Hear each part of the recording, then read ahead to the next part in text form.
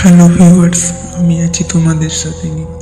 কেমন আছো তোমরা সবাই? আশা করছি ভালো আছো। আমি আবারও হাজির তোমাদের সামনে এক কাল্পনিক সত্য ঘটনা নিয়ে। চলো তোমাদের বেশি সময় নষ্ট না করে গল্পে ফেরা যাক।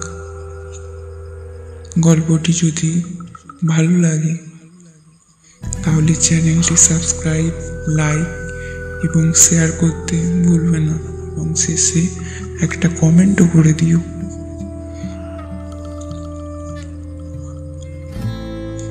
কলেজের নাইট গার্ডের পাঁচু কাকা সেদিনের কথা আমরা একচুলও বিশ্বাস করিনি।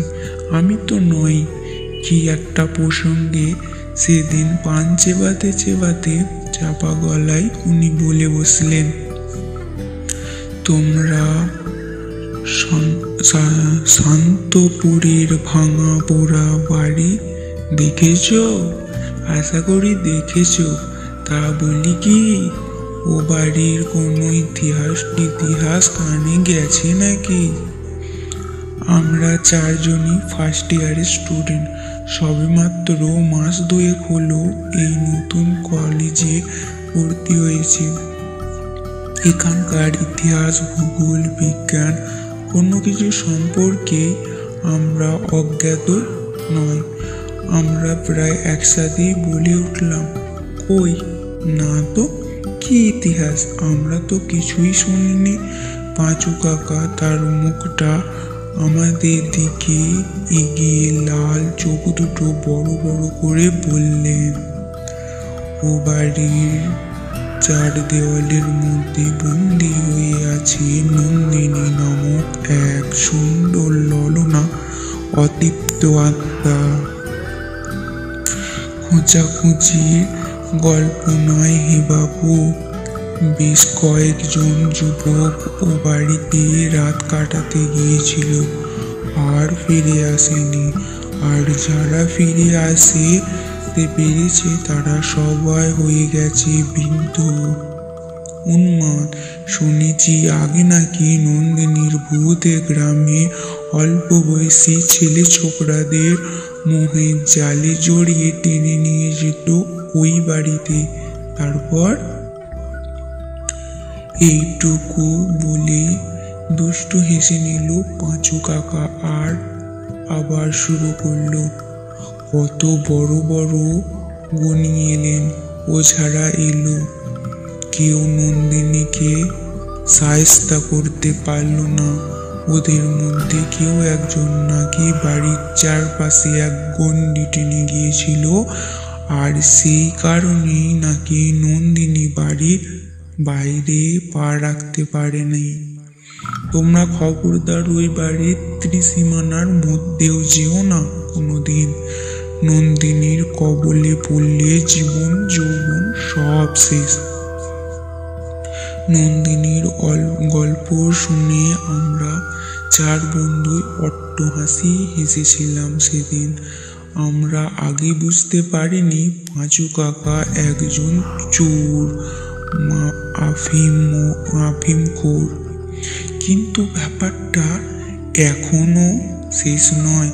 তারপর তিনি আবারও যে কাহিনী আমাদের শুনিয়েছিলেন তা বিশ্বাস অবিশ্বাসের বেড়ে টপকে অনেক গুণ বাড়িয়ে দিয়েছিল। আমাদের উৎসাহ আরো কৌতূহল বেড়ে গিয়েছিল। আমাদের তরুণকে উন্মাদ করেছিল। এই যে আজ যে রাক্ষসে বাড়িতে কৌতূহলবশত রাত কাটাতে এসেছি, এটাই সেই বাড়ি, নন্দিনীর মামার বাড়ি। ছোটবেলা থেকেই নন্দিনী বুড়ো দাদু দিদিমার কাছে মানুষ। দেখতে নাকি অপূর্ব সুন্দরী ছিল মেয়েটা, কিন্তু বয়স যত বাড়তে থাকে তার চরিত্রের নানান খারাপ দিক ফুটে ওঠে।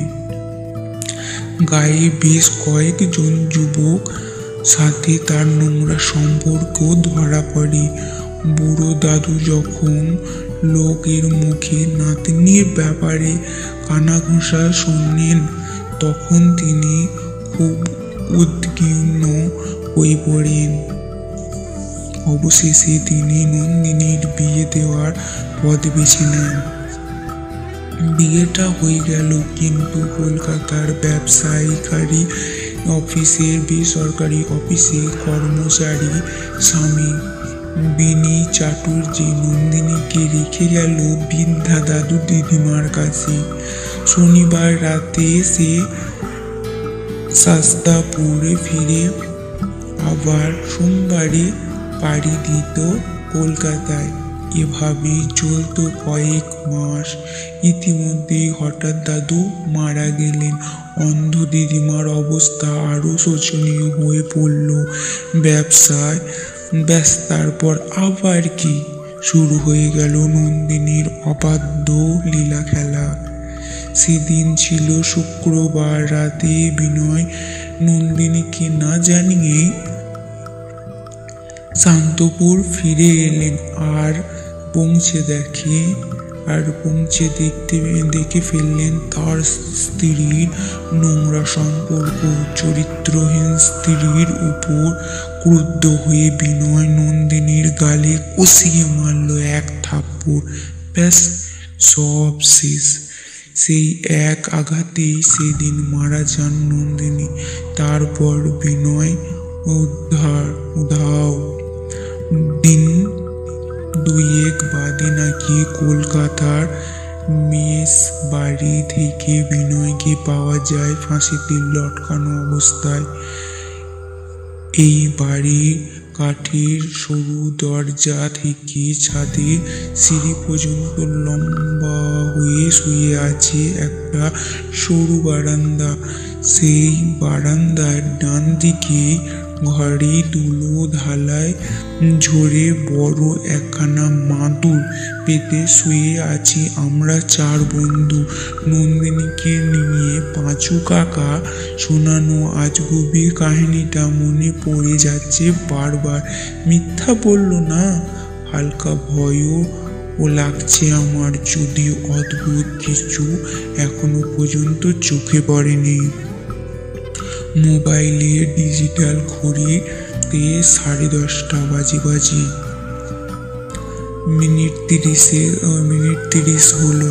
আমরা তাসের আড্ডা ভেঙেছি। ওরা তিনজন খানিক আগেই ঘুমিয়ে কাঁদা। রবির নাকে ঘড়ঘড়ানির আওয়াজে ঘর ভরিয়ে যাচ্ছে। ধীরে ধীরে আমারও চোখের পাতা ভার হলো। রাত কটা বাজে খেয়াল নাই। আমার ঘুম হঠাৎ ভেঙে গেল। চোখ খুলতেই আমি ভীষণভাবে অবাক হয়ে গেলাম। দেখি পলস্তার খসে পড়া, মলিন ফাঁকা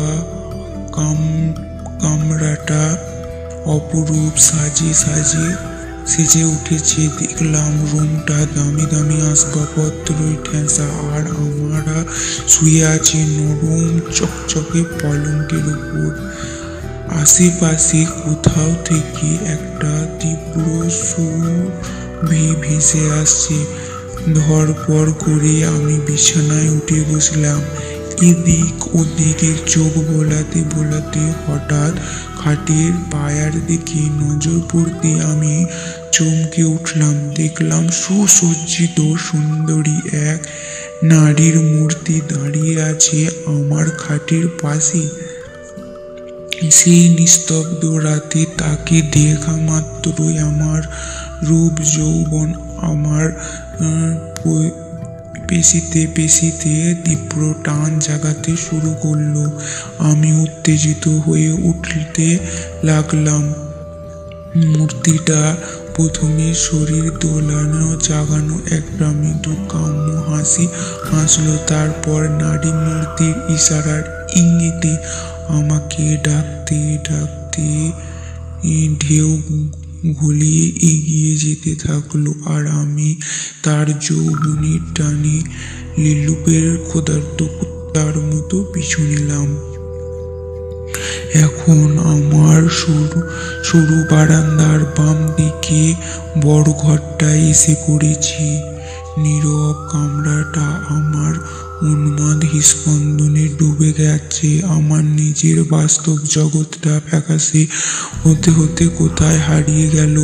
আমি শুধু তার সুগঠিত শরীরে আকৃষ্ট আবদ্ধ হয়ে রইলাম। এটাই যে পাঁচু কাকার সেই দুষ্টু সিনেমার নায়িকা নন্দিনী, তা বুঝেও বুঝতে চাইলাম না। বেদ নন্দিনীর স্পর্শের আশা পুরুষদের হালের ব্যাপারেও আমি অজ্ঞাত ছিলাম না, কিন্তু সেই সব কিছু পাত্তা দিলাম না। আমার ক্ষুধার্ত শরীর নন্দিনীর প্রথম এলোমেলো পোশাকে কমল গলিতে গা এলিয়ে দিল। তারপর আঙুল নাড়িয়ে শোকের স্বরে আমাকে আমন্ত্রণ পাঠালো, এসো, কাছে এসো। লজ্জা কিসের গো? বহুদিন ধরে আমি অতৃপ্ত অভুক্ত, দেহের প্রতিটা কোষে কোষে আমার ক্ষুধা। এসো, কাছে এসো। আহ, তোমার শরীরেও তো দেখছি ঝড় উঠেছে। এসো এসো, শায়েস্তা হও। সে একে একে পায়ের নুপুর, হাতের চুড়ি খুলে রাখলো খাটের পাশের টেবিলটার উপর। আদিম রিপু আমাকে আপাতমক গ্রাস করে খচখচ করে চিবিয়ে খাচ্ছিল। আমি হামলে পড়লাম তার উপর। প্রথমে তার শরীরের স্পর্শ করলাম, তারপর ধীরে ধীরে চড়ে বসলাম শুভ্র কোমল দেহের উপর। এমন অপরূপময়, এমন চোখের চাউনি আমি আগে দেখিনি। উত্তেজনা আর দেহের তাপ যখন সর্বোচ্চ চূড়ায় পৌঁছে হাজির, তখন হঠাৎ চোখে পড়ল ড্রয়িং রুমের টেবিলের আয়নার উপর। আয়নার কাছে যে দৃশ্য দেখলাম তা আমার ফুটন্ত রক্তকে এক ঝটকায় হিম করে দিল, সাথে সারা শরীরে গুলিয়ে গেল। দেখলাম আয়নার ভেতরে আমি শুয়ে আছি, এক ভয়ঙ্কর বিভৎস পচা গলার নারীর নগ্ন শরীরের উপর। এতক্ষণ আমি নিজের হুঁশে ফিরে পেলাম। আতঙ্কায় ছিটকে মেঝেতে গড়িয়ে পড়লাম। আমার বড্ড বমি বমি পাচ্ছে। স্পন্দনটাও সোজা ধাক্কা দিতে যেন বাইরে বেরিয়ে আসতে চাইছে। আমার চোখের সামনে সুসজ্জিত কমরাঙ্গ সবকিছুই ভেঙে চুরমার হয়ে আবার আগের মতো ধুলোয় নোংরা হয়ে ভরে গেল। আমি খানিকটা হামাগুড়ি দিয়ে, তারপর দুহাতে ভর দিয়ে কোনো রকমে উঠে দাঁড়িয়ে বিদ্যুতের বেগে কামরা ছেড়ে বেরিয়ে এলাম। দরজাটার দড়াম করে বন্ধ করে দিলাম বাইরে থেকে। আর ঠিক সেই মুহূর্তে নন্দিনীর মোটা কাঠের দরজা ভেঙে ফুরিয়ে বেরিয়ে এলো। আমার গলা চেপে ধরে ঠোঁটে ঠোঁট মেলানোর জন্য ঝাঁপিয়ে পড়ল।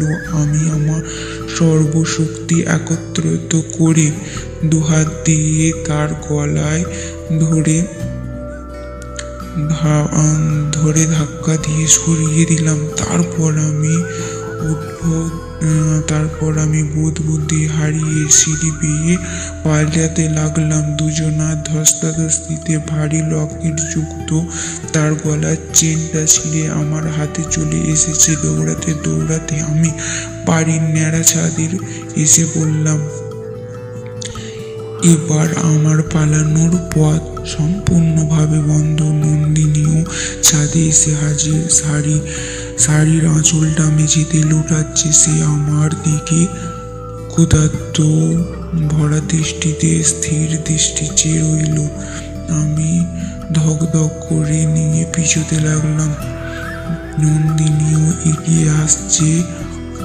থাকলো আমার দিকে পিছুতে পিছুতে। আমি একেবারে শেষ সীমানায় এসে দাঁড়িয়েছি।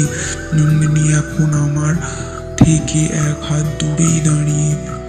সে আমাকে ধরার জন্য সাদা ফর্সা দুটো হাত বাড়িয়ে দিল। আমি প্রায় জ্ঞান শূন্য হয়ে প্রাণ ভয়ে ছাদ থেকে টলে পড়লাম। আমার নাক মুখ দেওয়ালে ঘষতে ঘষতে চিরে রক্তাক্ত অবস্থায় হয়ে শুধু কোনো রকমে বাম হাত দিয়ে ছাদের প্রান্তটা আঁকড়ে ধরে রাখলাম। আমি এখন ঝুলছি নিচে বাগানে। সর্দর দরজার বাইরে বড় এক জ্বলন্ত কাঠের আগুনটা এখনো দমকানো ভাবে জ্বলছে। ডান হাত থেকে নন্দিনীর গলার লকেট খসে পড়ল অগ্নিকাণ্ডের মধ্যে। আর